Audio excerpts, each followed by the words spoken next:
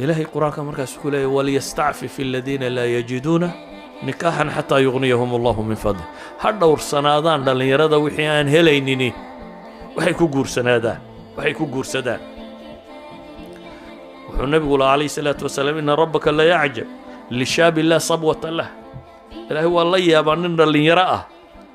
oo aan weecad lahayn quman.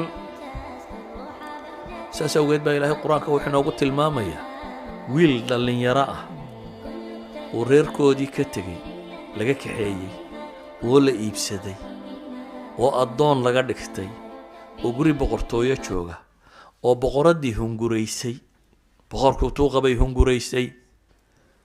oo diidan way isku dayday inay xoog ku kafsato وغلقت الابواب وقالت هيت لك وحول ما انت واجاجتay tiri soo dhawow oo ku yiri macaad allah ilaahay baan ka magan galay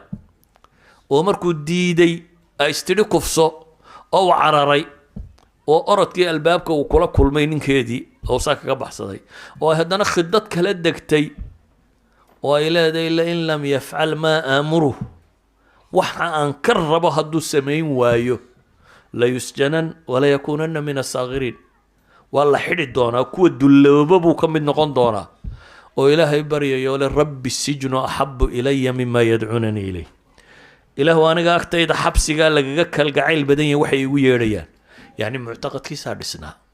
ilaahay xabsidiisa ku beeray saa daraadeed buu xabsi ka dooranaya inuu zinaysto waa manzila sarraysa